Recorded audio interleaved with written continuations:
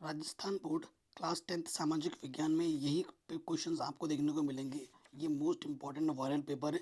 अगर आप board exam में 85% से भी ज़्यादा स्कोर करना चाहते हैं तो प्लीज़ इस वीडियो को लाइक ज़रूर करें, ठीक है, और इस वीडियो को शेयर ज़रूर करें और अपना नाम कमेंट में ज़रूर लिख दें। पहला क्वेश्चन क्या बोला, जर्मेनिया किस राष्ट्र का रूपक बन गई थी?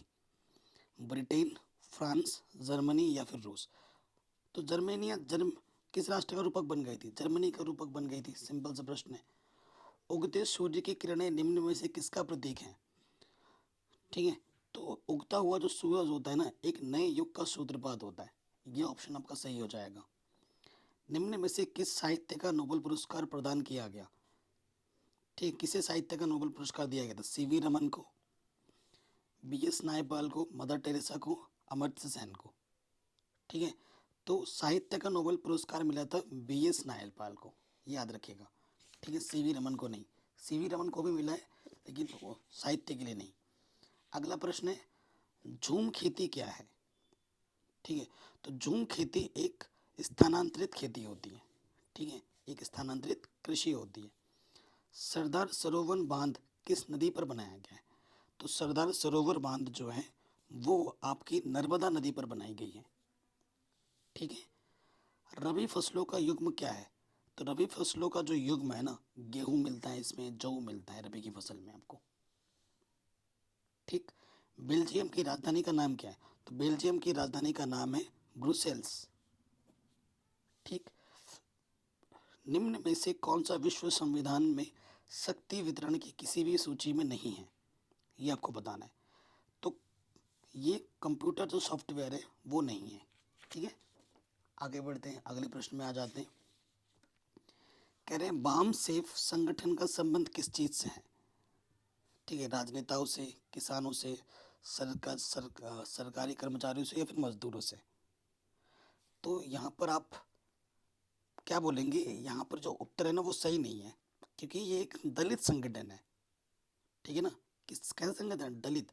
यहाँ पर मजदूर, किसान, इनसे कोई मतलब लेना देना नहीं है, तो चारों ऑप्शन गलत है। तो बामसिप जो होता है एक दलित संगठन होता है। ठीक है, अगला प्रश्न है मानव विकास, ये क्वेश्चन जो ऑप्शन दे रखे हैं वो गलत है। मानव विकास रिपोर्ट जारी करने वाली संस्था कौन सी है? संयुक्त राष्ट्र विकास कार्यक्रम, विश्व bank, reserve bank, NITI Aayog. तो ऑप्शन नंबर पहला सही होगा। ठीक है, द्वितीय क्षेत्र से संबंधित व्यवसाय क्या है बच्चों? जो उद्योग आता है ना वो द्वितीय क्षेत्र से संबंधित होता है। कृषि वगैरह ये सब प्राथमिक क्षेत्र से संबंधित होते हैं। निम्न में कौन सा देश सस्ता विनिर्माण केंद्र का उदाहरण है? ये आपको बताना है। तो जो चीन है वो सस्ता सामान बनाता है, हम खुद खरीदते हैं, हम देखा होगा। तो जब तक ऐसी सुविधा भारत के लोगों को नहीं मिलेगी, क्योंकि भारत एक गरीब देश है, तो वो तो देखेंगे कि भैया कहाँ से सस्ता मिला, वो तो वही खरीदेंगे ना। अगला प्रश्न हम आ जाते हैं, रिक्त स्थान की पूर्ति हमें करनी है। कह रहे हैं एक साथ बहुत सारे देशों में व्यवसाय करने वाली कंपनियों को क्या कहा जाता है? तो वैश्विक निगम कहा जाता है। क्या कहा जाता है? वैश्विक निगम।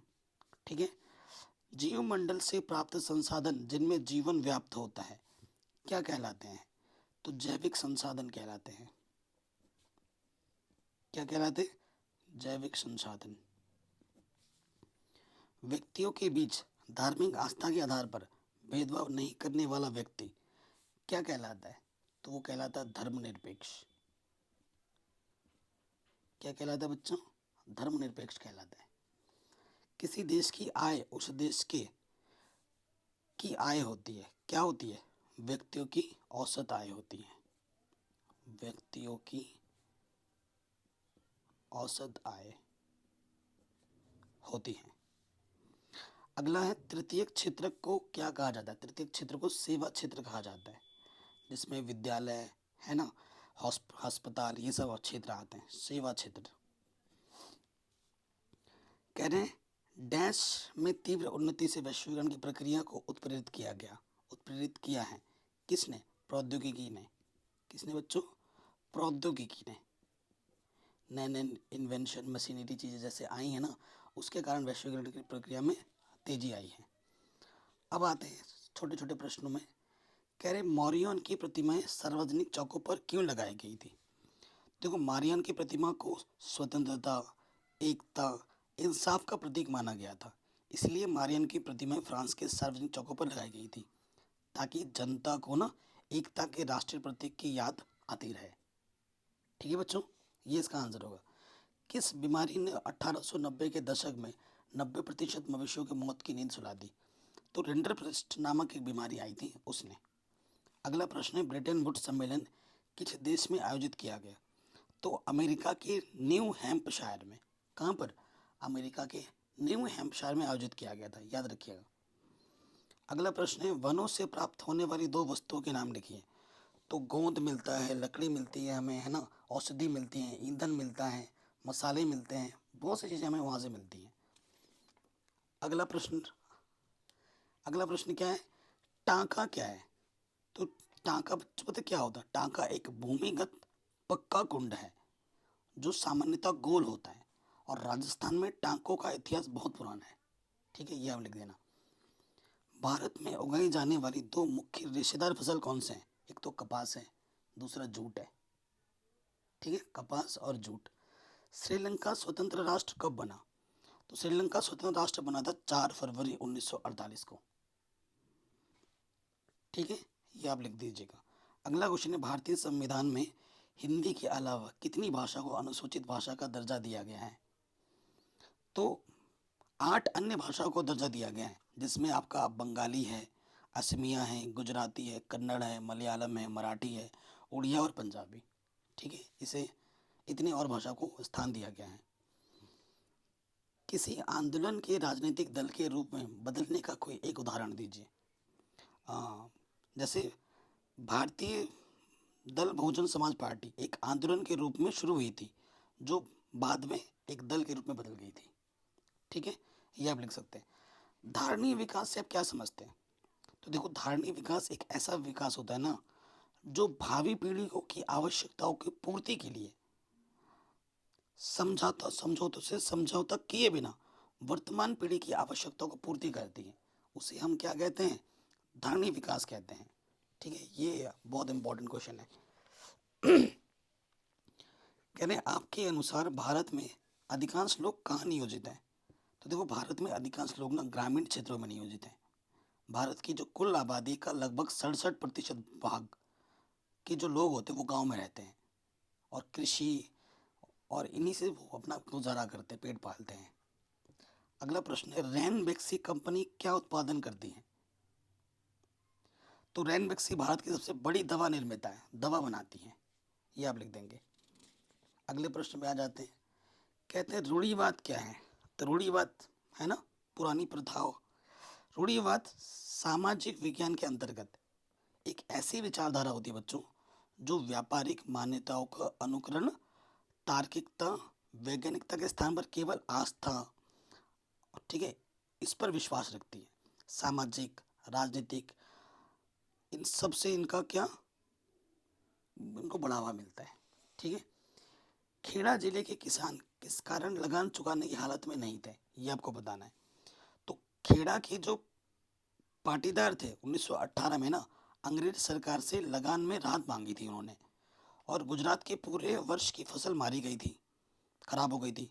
किसानों की फसल खराब हो जाने के बाद स्थिति बहुत खराब थी, और लगान माफी के लिए उन्होंने आंदोलन शुरू कर दिया था। ठीक है, ये आप लिख देंगे। अगले प्रश्न में आ जाते हैं। आयात शुल्क क्या है? आयात शुल्क क्या होता है बच्चों? तो आयात शुल्क किसी देश की सीमा शुल्क अधिकारियों द्वारा उत्पादों या सेवाओं की आयात पर एकत्रित किए गए कर कर मतलब टैक्स, उसे कहते हैं आपको आयात शुल्क। किसी उत्पाद का जो मूल्य आमतौर पर ना आयात शुल्कों को अंतिम रूप दे देता है।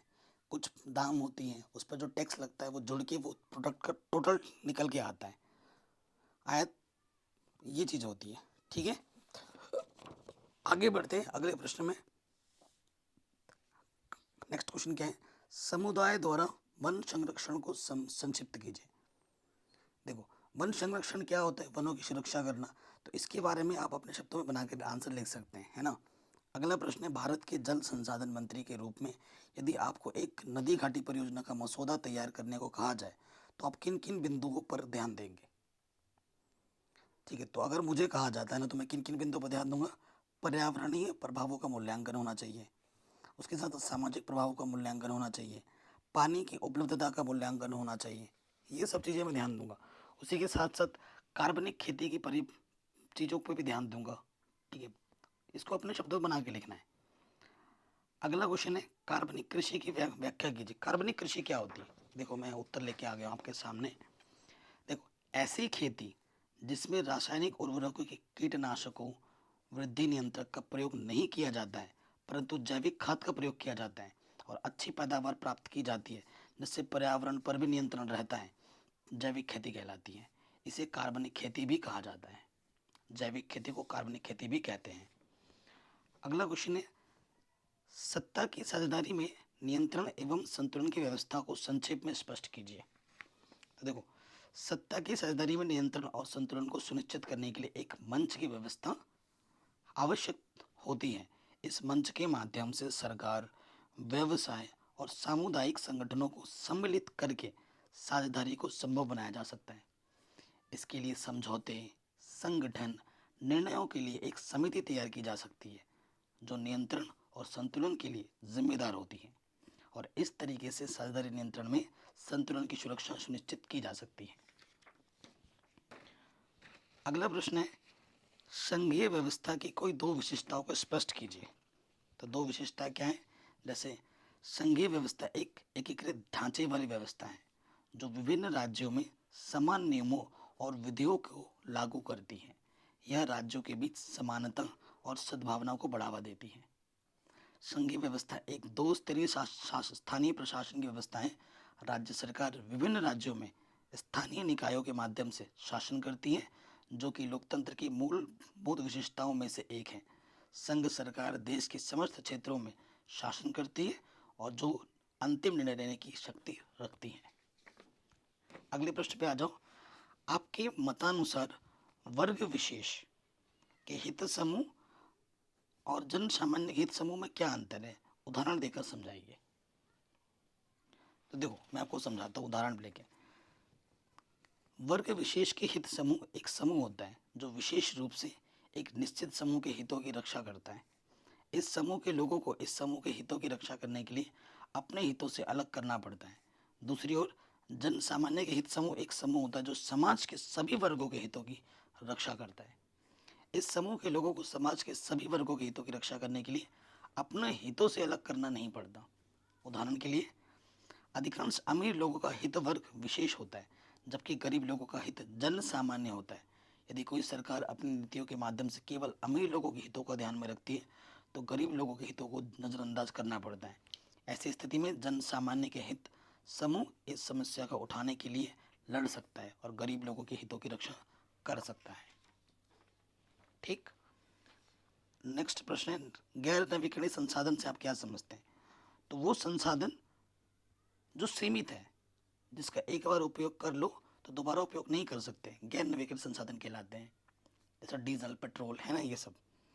प्राथमिक क्षेत्र की दो गतिविधियों के नाम बताइए। तो एक तो कृषि हो गई, मैंने बोला था स्टार्टिंग में ही। फिर जो खनिज होते हैं, जो प्रकृति में भू प्रकृति में प्राकृतिक रूप से पाए जाते हैं, वो जो खनिज होते हैं, ये दो चीज़ें हो सकती हैं। इसको अपने शब्दों में वर्णन करके लिख सकते हैं। अगला प्रश्न है, स्वयं सहायता समूह के दो लाभ लिखिए।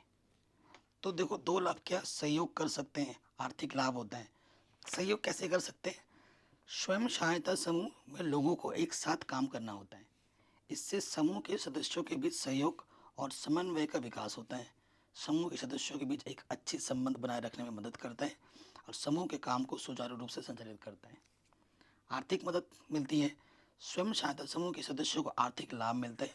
समूह के लोगों की शक्तियों को एक साथ मिलाकर किसी व्यवसाय को संचालित करना संभव होता है और इससे लाभ का साझा काटा करने में मदद मिलती है।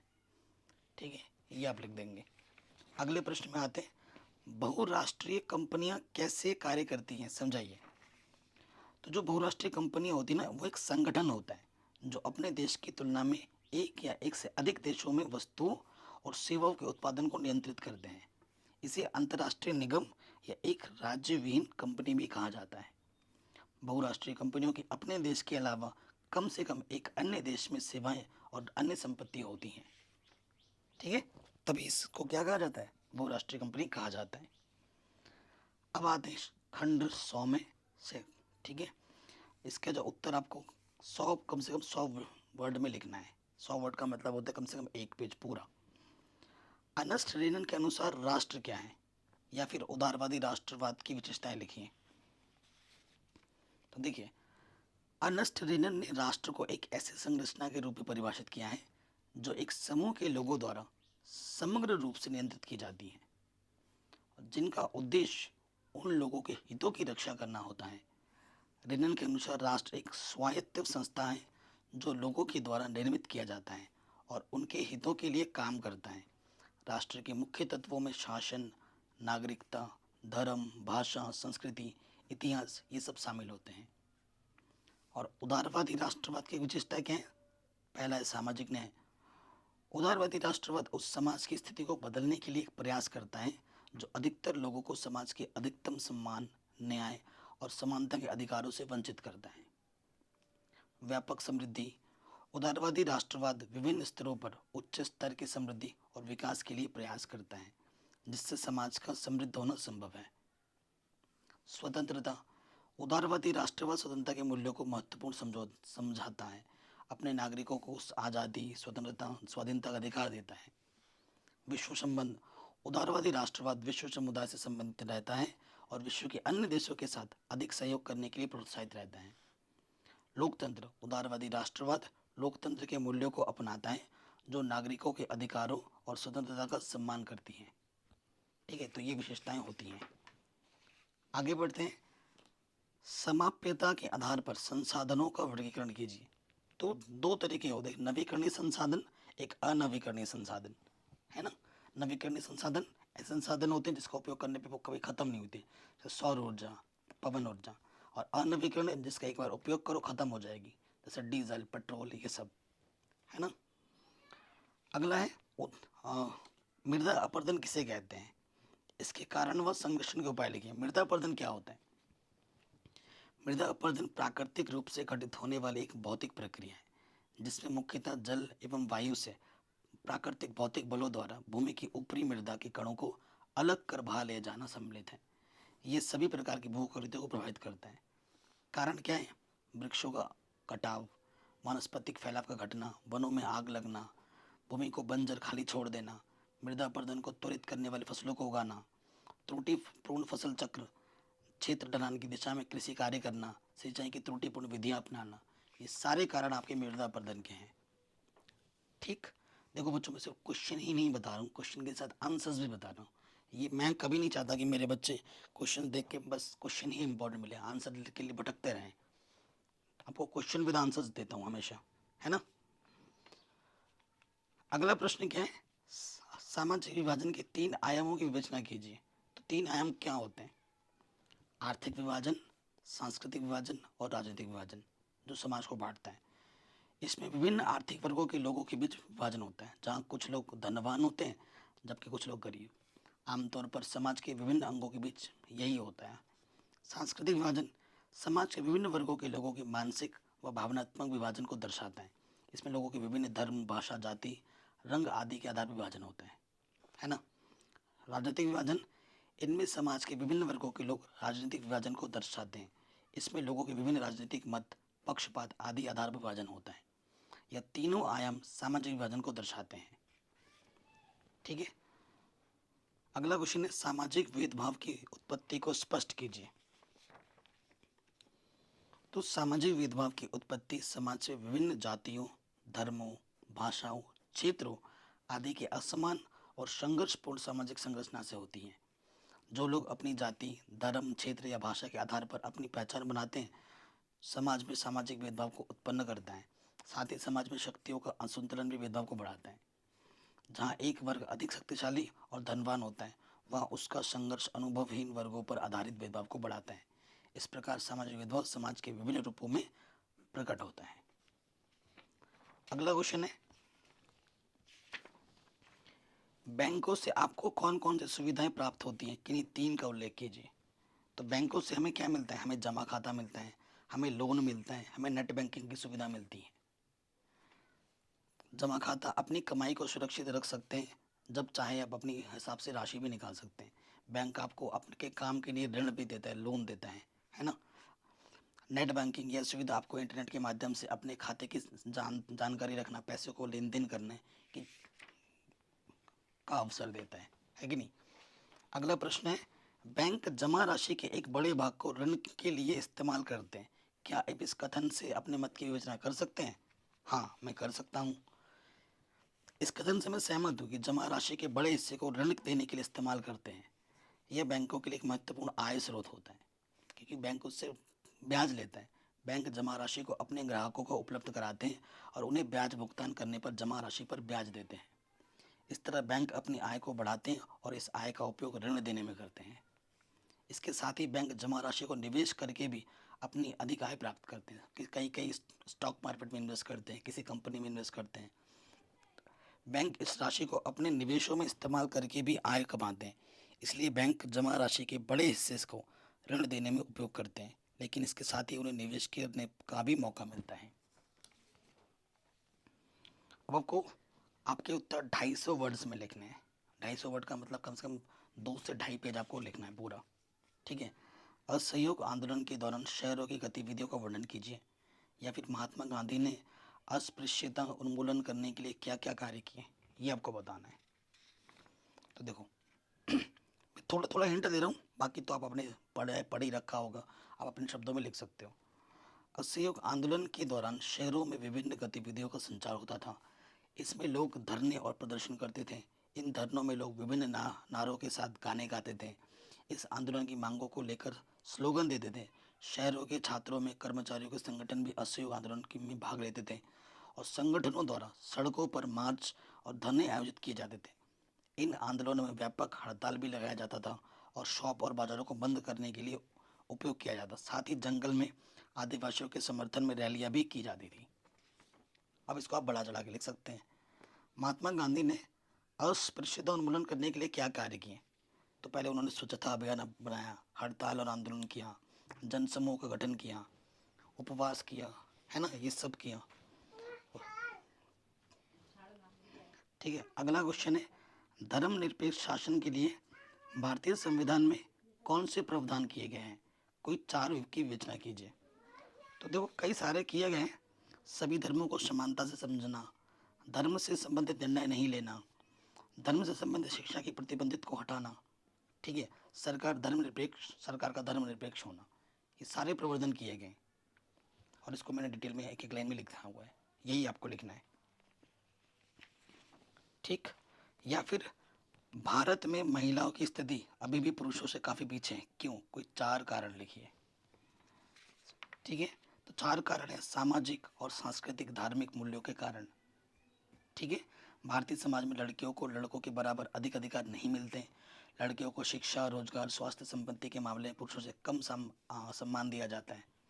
संवैधानिक और कानूनी प्रतिबंधों के कारण भारत में महिलाओं के लिए कई संवैधानिक और कानूनी प्रतिबंध है, जो उनकी स्वतंत्रता और समानता को प्रतिबंधित करती हैं।